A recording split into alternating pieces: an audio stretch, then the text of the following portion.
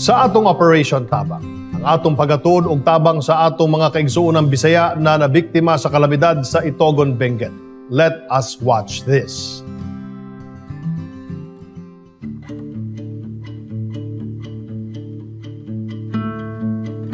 Ngayon po, ang Bisaya Gyud po ay sariling kumikilos para po magbigay tulong sa ating mga kababayan.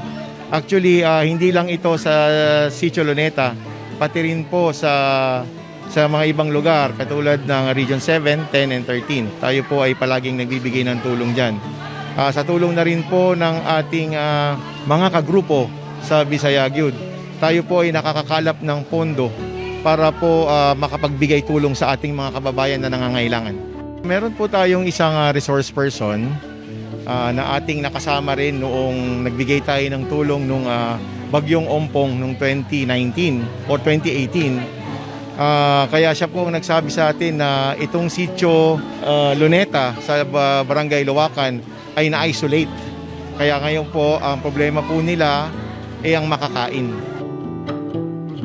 Nung umaga kasing yun, medyo ambon-ambon lang po.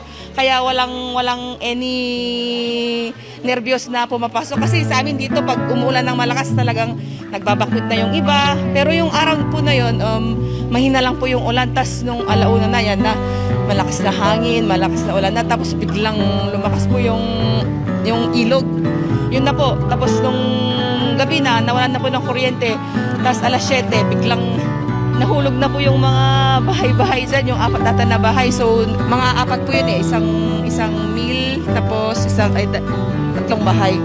Tapos yung iba, crack-crack na po siya. Tapos yung iba, pumunta na po sila dito sa church, tapos dito po sa multi-purpose store para sa safety po nila.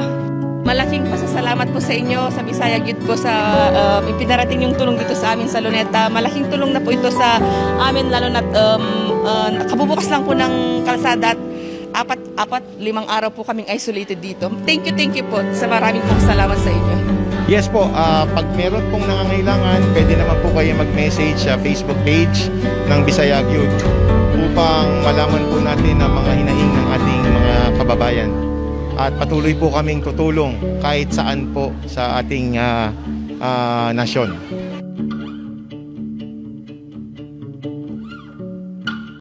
Bisaya Gyud! Bisaya Gyud! Bisaya Gyud!